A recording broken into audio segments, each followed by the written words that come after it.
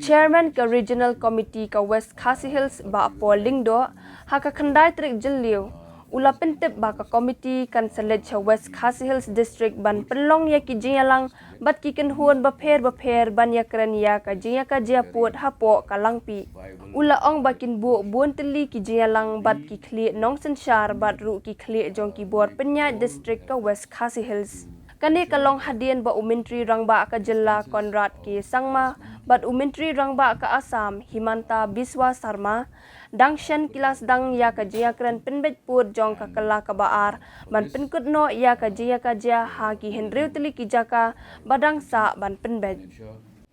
very likely to visit the West Khasi Hills in the next 10 days.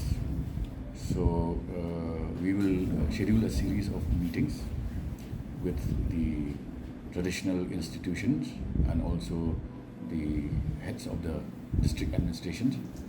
of West Khasi Hills, and it should take us about 2 weeks or so. This is a very contentious issue,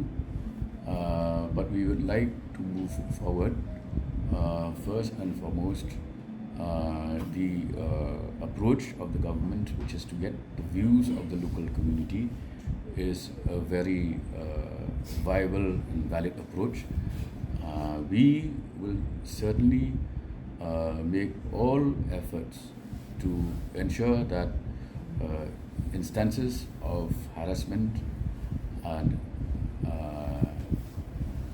are put an immediate stop to, and for this we will do our duty and ensure. I have also spoken to the minister in charge, Home, and we must be in a position to strengthen our patrolling of the border districts at the earliest. And as far as Langpih is concerned, as you're aware, even the KHADC has already approved a project of setting up a local police outpost at Langpih. I think that must proceed. But more importantly, we will go into the documentation part, and wherever we have valid documents available with the local population, those will certainly strengthen our arguments in favor of Langpih being included in Meghalaya.